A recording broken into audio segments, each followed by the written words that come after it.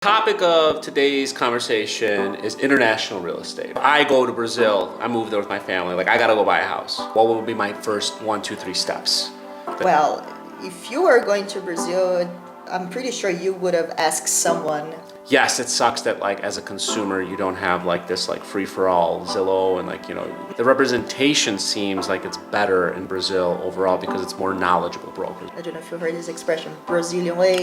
I do not. Tell me what is the Brazilian way? Brazilian way is when you find an opportunity to take advantage, like you want to work in real estate, but you don't have license, but you pretend that you're an agent, and then you work. The Brazilian way. That's a human way. That's the American way as well. Yeah. Corruption has a funny way of making fun of other corruption. Exactly. Yeah. Welcome to the House of Vesta, the #1 independent real estate team in Illinois.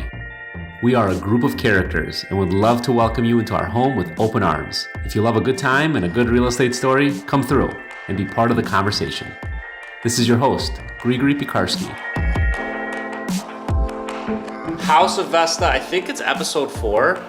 Got Girl Dad Greg and Mrs. Worldwide, Priscilla. Mrs. Worldwide Priscilla. Yes, I love it. Yes.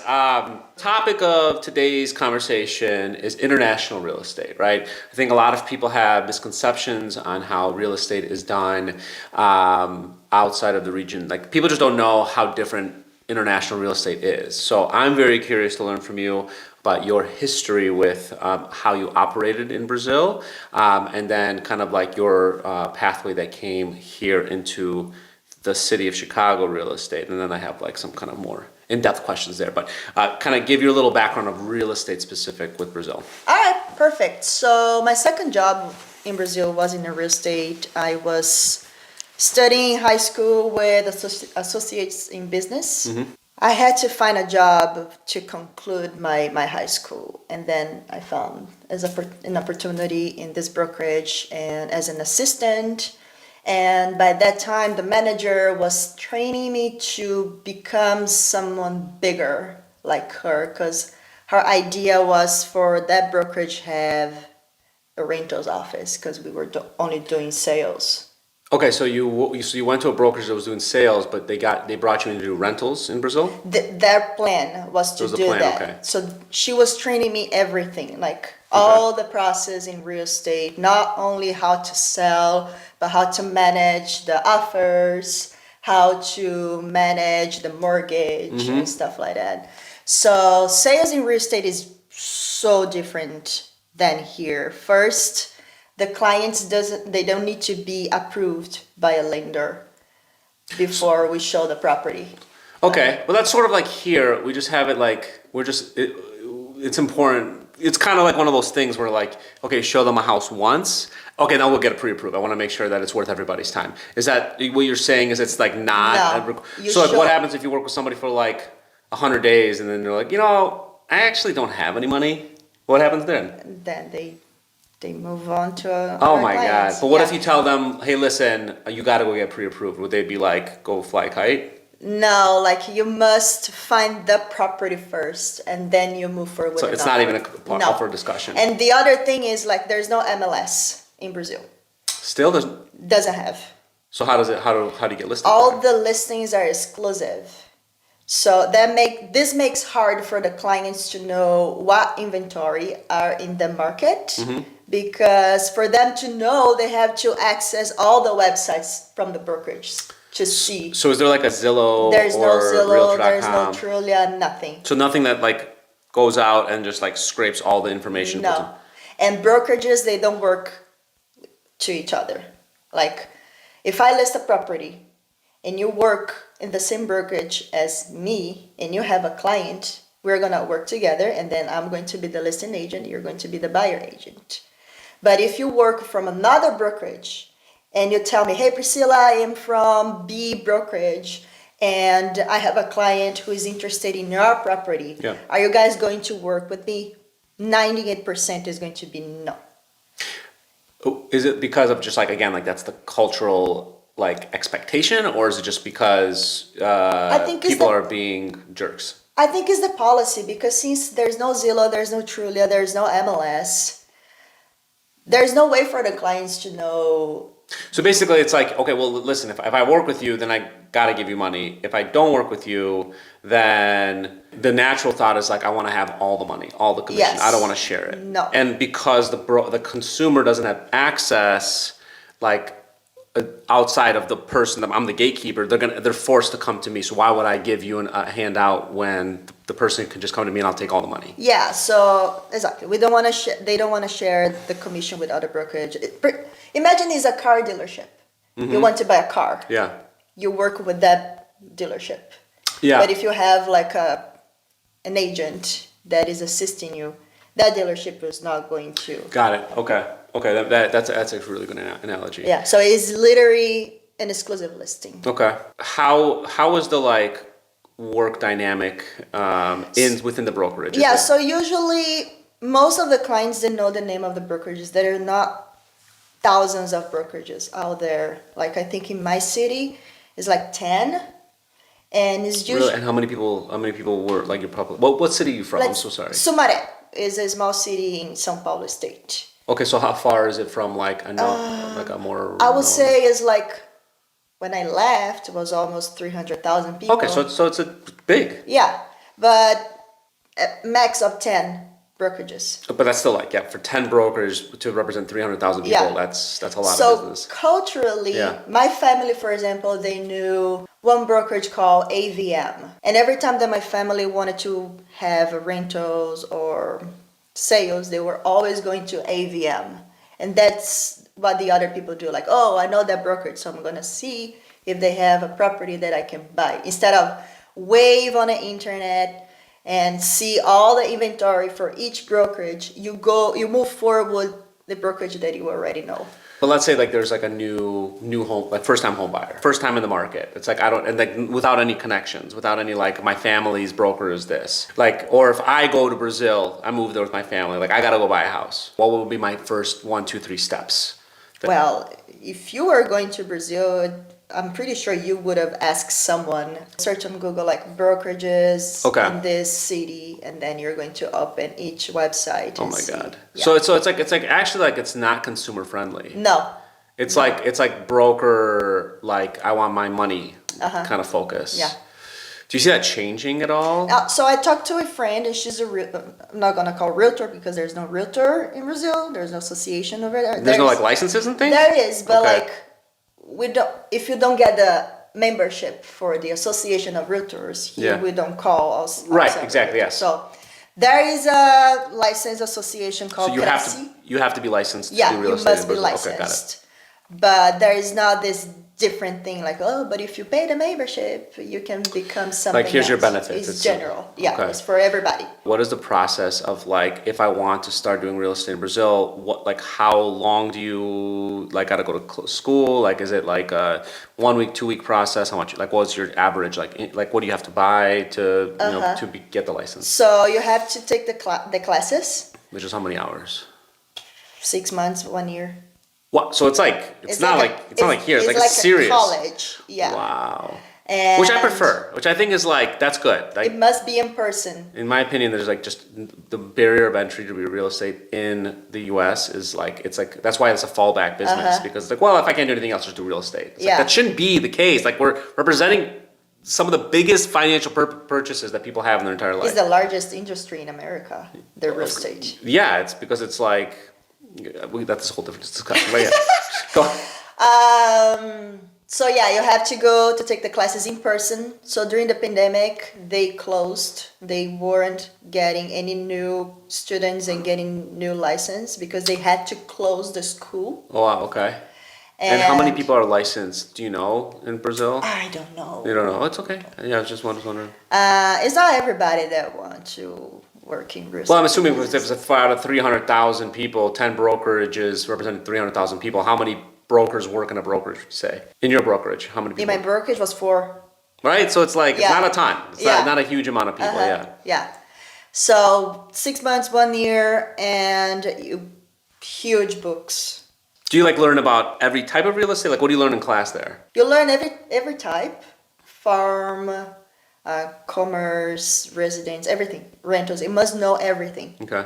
to be graduated. Like you need to do that here too, but like, you know, how much can you really learn in like a 2-week crash course, right? Like not much. So like, but in a year, you like you learn a lot. Yeah, you must know. You must know. And then once you conclude all the classes, you must take a test to like we do here. Like we studied and then we take a test to get the license. Pretty hard. Yeah. Yeah. And then once you get a license, you have to be a trainee. I like this. This is good. Like that's consumer positive. So you get a temporary license, and then you work as a trainee. 2 months, you get a permit license because they want to make 2 months. sure. Yeah. So like basically, like a brokerage, you go to, hey, I want to be a temporary, like I want to be an apprentice, basically, and then there's like a known process of like, okay, cool, like these are the things that you have to do for then they submit something on your behalf to be like, okay, Priscilla's ready to graduate to full broker. Is that okay? Yeah. Interesting. I like that. Like there's like 2 million practitioners in the U.S. that practice real estate. My thought is with this changing economy, there's going to be a 30% drop off because there's too many people doing real estate. Like it shouldn't be like that. Like that's the whole thing. Like once you get like a big multi-level organization that gets money off dues, it becomes less about the actual what you're doing and more about the dues that you're making, right? So I actually think that is like the way that you're explaining. Yes, it sucks that like as a consumer you don't have like this like free for all Zillow and like, you know, all the power to the people when it comes to like research or whatever, but the representation seems like it's better in Brazil overall because it's more knowledgeable brokers. Would you agree? Like I totally agree. I know that our people, I talked to my friend, she said that are people out there unlicensed and working as an agent. Where? In Brazil. So there are, okay, so there are a few. So what happens if like that happens? Is it like you go to jail or is it like a big fine? I don't think they go to jail, but they pay a huge fine. And I was explaining to my friend, like here, if you do that, you definitely go to jail depending on the situation that you are. Maybe. If you are doing a huge transaction. Yes, but like typically wouldn't even get the money because brokers here just quickly look up your license and then they would just be like, well, sorry, you're not getting paid because you're not licensed. Yeah. So they would rather just make the money versus like, because it's like, you're not going to go to prison for that. Like that. It's very, in my opinion, unregulated industry here. Yeah, and I think over there, those folks work because nobody report them. I think if someone knows that you are an unlicensed agent and you report to the association, you're going to get in trouble. Yeah. But because nobody reports, they find that, I don't know if you heard this expression, Brazilian way. I do not. Tell me, what is the Brazilian way? Brazilian way is when you find an opportunity to take advantage, like you want to work in real estate, but you don't have license, but you pretend you are an agent, and then you work. Brazilian way. That's a human way. That's the American way as well. Like, yeah, I know. Yeah, it's. Yeah. I grew up with people talking about Brazilian way, and I was reading some articles of gringos talking about Brazilian way, and when I came here, I was like, listen, you are making fun of me. Right. There's a Brazilian way. Yeah. Corruption has a funny way of making fun of other corruption. Exactly. Yeah. So how many people would you say own versus rent in Brazil? Is like home ownership like what it is here, the American dream? Is there like the Brazilian dream to own a house, or is it not necessarily like that? Most of people rent. But why would you say that? Is it because they don't have money? Yeah, there's a lack of income. Yeah. But the government, I don't remember when, but it was Lula, by the way. Okay. He created a program called My House, My Life. Okay. And the government was giving me some kind of subsidy. Subsidization. Subsidy. There you go. When I was working there, the subsidy was $25K. Well, that's a lot. But like U.S. dollar, $25K. Yeah. Wow. No. Reais. Real. Okay. Yeah. What is the conversion ratio? I think now it's 5. So 5K. 5K. Okay, that's still a lot. Yeah. That's like a first-time home buying credit here. Yeah, but depending on your salary, if you may. Okay, so it's like hey millionaire. Yeah. Again. Okay, got it. Yeah. So. Now my friend told me is up to 45K and the income is up to 8,000.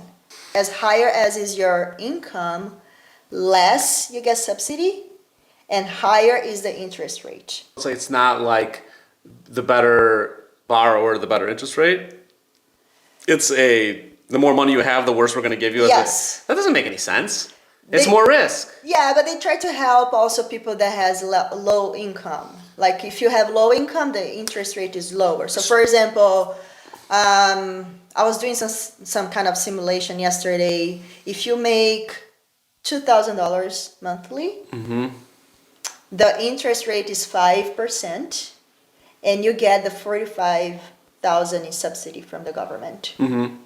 Although the down payment is higher because you have a low income, so you can't afford. So that's how they do it. So they it's not a barrier of entry, but it's like that's where the risk is calculated, because everything is risk and reward, right? So I'm trying to figure out, like, that doesn't make any sense because banks don't like risk. But if you have more money in the game and you own more of the house up front, then So if you have a low income, you have to give more down payment, so you are going to finance less. Yeah. The interest is lower. And so if you make more money, the down payment is lower. Yeah. But the interest rate is higher. So that's like across the board. It's not like you can go shop different banks like you can here. No. So here's the other thing. Only conventional banks can do the mortgage. And there's only one specific that works more with the finance because they have more experience and more time. The bank is called Caixa Econômica Federal. This company was my first job. Okay. And so they have like a monopoly on the home buying game. Kind of. Not that the other banks cannot do that, but their interest rate is higher and they have way less experience. Like I had a client before and she wanted to work with this bank called Bradesco. They didn't know anything. They took like 8 months to close the deal because they didn't know anything. And I was literally there teaching them. And I was telling her, like, let's go to Caixa Econômica Federal. They know better. The interest rate is going to be lower. But they kind of make her to sign a contract with them. And so they were biting her. Yeah. And she couldn't breach the contract. So, like, is there any opportunity for, like, a private banking institution to come in? So, like, the government's like, you ain't coming in here. There's no private lenders. There's no hard money lenders over there. It's only the bank. So the government likes control of the money, basically, and control of people's interests, which isn't like necessarily like terrible, because you don't get like the subprime problem that we had in 08, 09, 10 here, where like people were just like lending out money like under other. It was just a complete mess, right? So like, at least you can minimize the greed on that level if you have control of that. That's interesting. Let's say that you want to buy a 1-bedroom starter condo, right? Like nice, like doesn't have to be anything crazy, maybe in-unit laundry with a parking spot. What would that cost? The average in downtown of my city, a property like a single family home, is at least 500,000 US dollars. Yeah, no, reais. Reais, okay. Yeah. So $100,000. Yeah. Okay. But still, like, I mean, that's pricey. Like, yeah. There's no many high rises in my city, so the other small properties, also single family home, but like 2 bedrooms, 180,000 reais. Okay, all right. I was doing, I always look at kind of like real estate influencers and like whatever. And there's just one guy that like is super famous on Instagram and like posts these crazy like condos in São Paulo. São Paulo City, over there is so expensive. It's like $22 million, like crazy. Rentals in São Paulo, like a small apartment, let's say we call tiny apartment, like that. Like an efficiency. Kitchen, living room. Yeah. And where a foot is. That's it. That's it. Okay. 12,000 reais. 12,000. Yeah.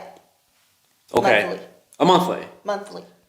So that's 3,000? Yeah. Wow. Yeah. So it's like the real estate's really expensive. In São Paulo is insane.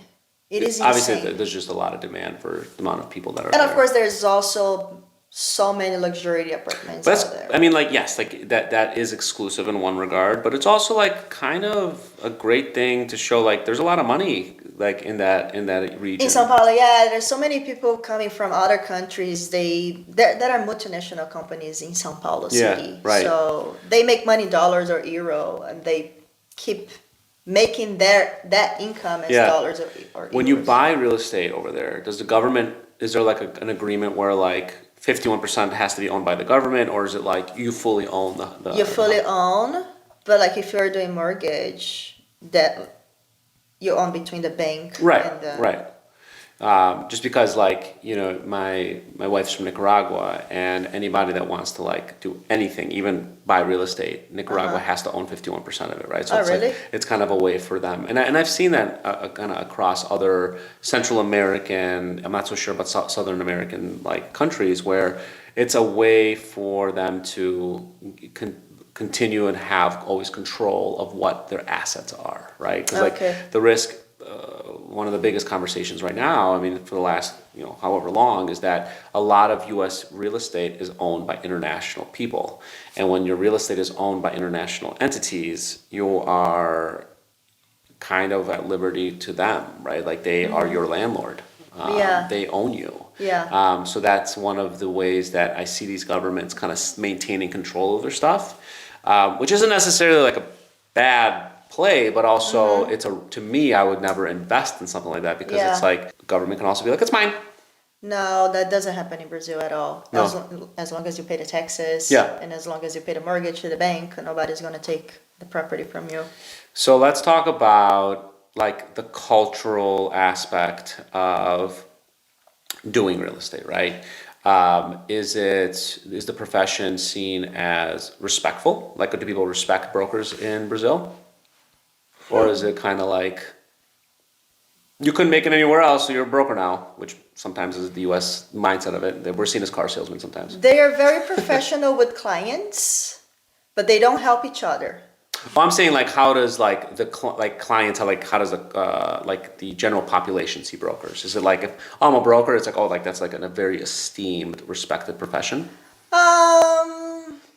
It can be, but not as much as if you say I'm a doctor, I'm Sure, a lawyer. okay. But you have a little bit of respect because they know you can make Yeah. a good income working as a broker. So your transition from Brazilian real estate to the US real estate, what are like your holy shit moments? Like, this is so much better or so much worse in the US? That's a great question. So in California, I was working part-time as a wholesaler, finding properties for investors. I couldn't do that much because I was doing on by myself. And in Bay Area, most of the investors, they want to find properties in the West Oakland, for example, depressed neighborhoods, so they can buy properties that are a piece of shit. Yeah, have opportunity for growth. Yeah. And I couldn't do that alone because some part of the streets were pretty dangerous. Yeah.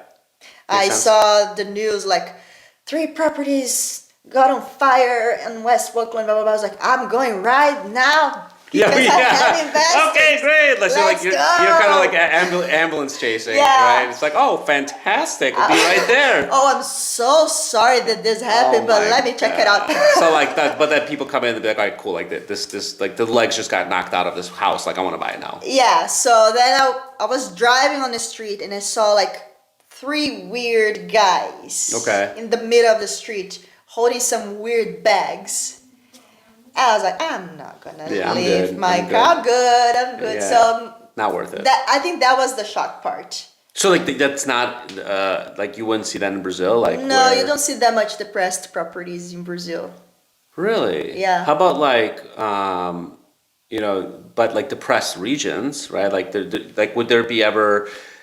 I can't show you that property there because I feel unsafe in that area. So in depressed regions, you will find lots of lots.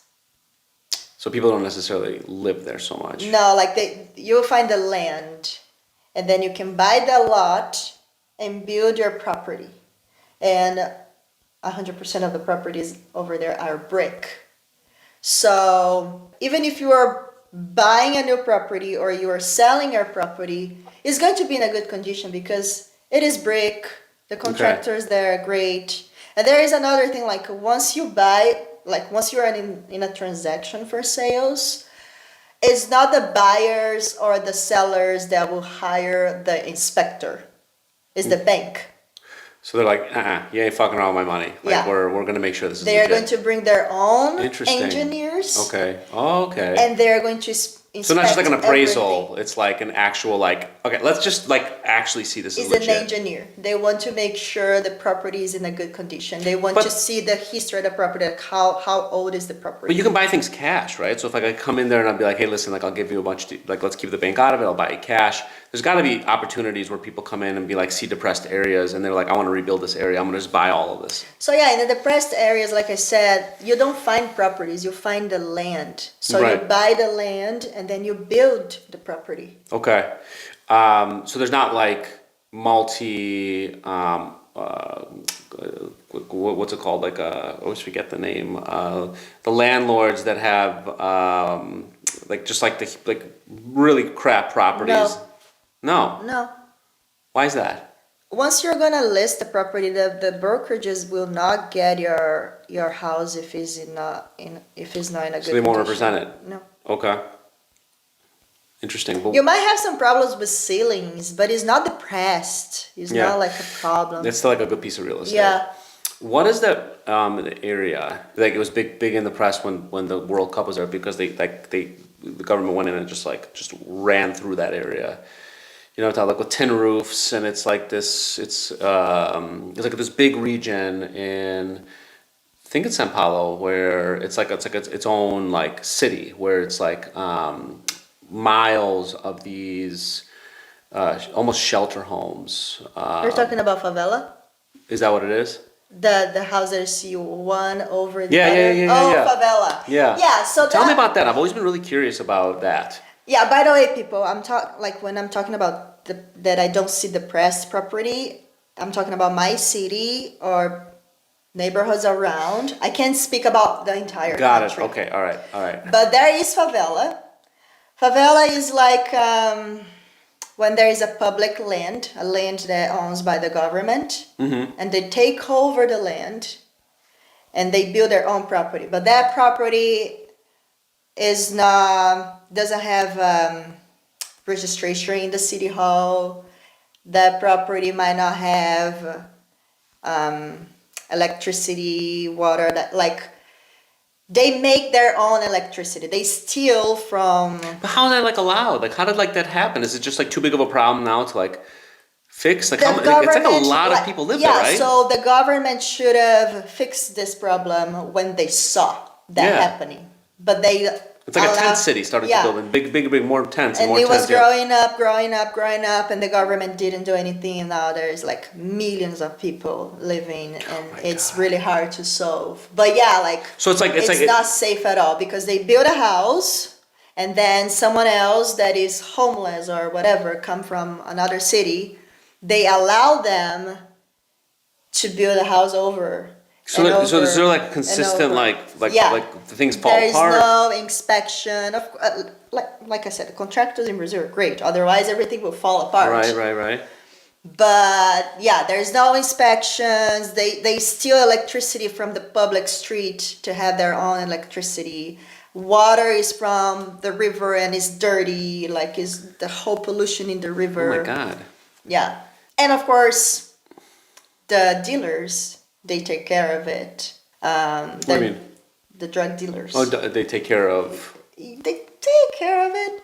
Like they give something to their people, but as long as the drugs are circulating, some kids like 9, 10 years old, we call them as their oranges because they must sell the drugs and bring them the money, and they are usually like on the top of the mountain on the hill up there, the favela. So the dealers are always there, and there is another problem why the government doesn't work that much because they have so many weapons, and there is a corruption between Sure. The cops, they don't get a good salary, so the dealers say like, I'll pay this. So this and- whole like ecosystem, this whole economy that's basically is created from this. I mean, Uh-huh. there's millions of people that are relying on this. Like, I mean, that's it. Like, you have a city. Like, you're not gonna move a million people overnight. That's But basically starts with a group of people that know that land owns by the government, is not private land, and then they take over of the land, and then they start to build their house. The government doesn't do anything, and then other group of people go and start to build and build and build. So how long is like when like how long has this been going? Like what is the how long did it take to get to this place? It took 1 year for them to have at least 10,000 people building the favela. So you do have that in your city. Yeah, now I have. Okay. Yeah.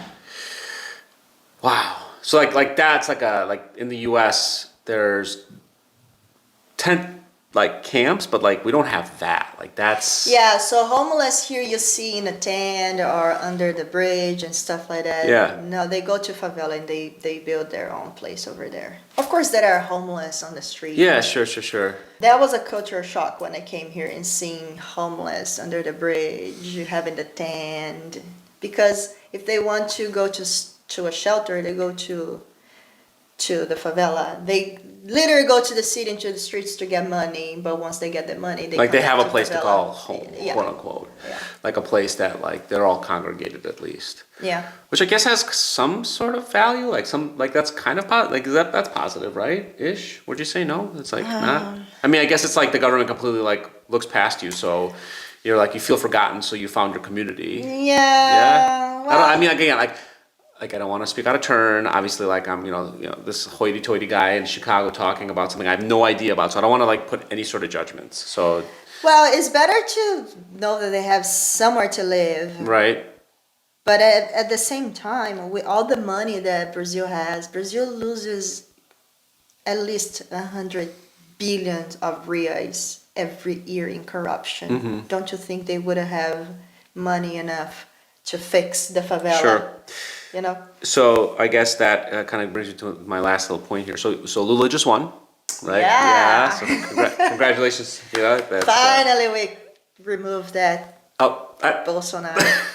I wanted to say a word, but I don't know. It's going to YouTube. I don't know if it's kids friendly. Yeah, but right, yeah. You know what I'm talking about. Yeah, right. So do you see like positive change in this regard for the future of Brazil? I think so. Of course, the first time when Lula won in 2002, his government was great. Mm-hmm. And that's why I voted him again. And I gave him the second chance. Sure. Because I saw like Brazil was in the sixth economy in the world by that time. It was like, wow, he's doing a great job. So let's re-elect him. And then the second time he's got as a president, we started to see all the corruptions that was behind, and that's why he was arrested. A bunch of people was arrested. So there's no like denying he was corrupt. Yeah, so I know he's not the best person to be over there, and I don't agree of if you were president twice, why are you going to be a president again decades later? Got it. I am pretty sure, like I totally agree the constitution must to change that, like he's here. Yeah. If you're you can president only twice, two it's terms. over. Like, Yeah. bye-bye. Okay. But comparing him to Bolsonaro, he's going to do a better job. Bolsonaro, when he's got the presidency in 2018, Yeah. 40 million people were in the limit of the hunger. Yeah. Right. Okay. Yep. Now it's 33 million. Wow. He promised to help people to get jobs and stuff like that. There's so many people without jobs. Unemployment. People are buying bones because they don't have money to buy meat. They don't have money to buy one box of egg. Yeah. And Bolsonaro doesn't give a shit about it. Yeah. Almost 700,000 people die in the COVID. COVID was bad. It was because bad. he refused the vaccine. He spent 8 million reais in chloroquine, made all the army Oh my God. to I didn't know work that. on the 8 million reais in chloroquine. Wow. And then he made like a commission, I don't know, like an event for him And he spent 1 million reais in that event, riding bikes with his supporters. So 9 million reais for nothing. Yeah. Pfizer sent him almost 100 emails asking him for Brazil be the first to get the vaccine, to give an example to the rest of the world. And he was refused. And that's when Biden assumed the presidency here. He said, like, America is ready. Just come, Pfizer. So wow, 400,000 people could have been still alive now if Bolsonaro did something. So I'm pretty sure Lula is going to help with that. People are going to get more jobs. Inflation is going down. The dollar is dropping already. Investors, I see Brazil in a new scenario, and they are hoping that our country will be better. So I can see the dollar dropping already. So you're seeing more investment, more trust coming back to Brazil. Like, I can trust this economy. Yeah, and there is a thing in the government. So this is for the entire country. I think it started way before Lula, but the government builds property for people that have low income. It's like Section 8 for rentals. Sure. But they build, like, they make a complex of buildings or single family homes. Yeah. And if you have a low income, you can buy that property and finance with the bank. They give an opportunity. It's more than a subsidy. And I'm pretty sure Lula is going to make a better project to keep building those properties. Is a way for them to remove people from favela. Got it. So okay, well, this is great. Thank you for joining me, Priscilla. Thank you for the invitation. Absolutely. Thank you for taking the time and, like, kind of giving an explanation. I learned a lot. To end this. It's almost done. Then this podcast, is there like a cheer for Brazil, or, like, sending goodwill to your people back home? Like, what is there something we can do? We do our TikTok dances. Yeah, we can do it. No. not practice. What is a good? I mean, I don't know. Like, is there like because, like, there's like Viva Mexico, right? Like, what's there for Brazil? We're saying Lula now, but we can say, "Ei, Bolsonaro, vai tomar no cu." What does that mean? I mean, I don't want to, like, infuriate people here. Like, is there, like, just something positive just for the country? Like, is there, like, a Brazilian cheer? Hey, Bolsonaro. No, I mean, come on. Go fuck yourself. Is there a non-apolitical cheer for Brazil that we can do? What's how would you say in Portuguese? Vai Brasil! Vai Brazil? Yeah. All right, ready? Vai Brasil! All right, awesome. This is great. Thank you. Welcome to the House of Vesta. If you love a good time and a good real estate story, come through and be part of the conversation.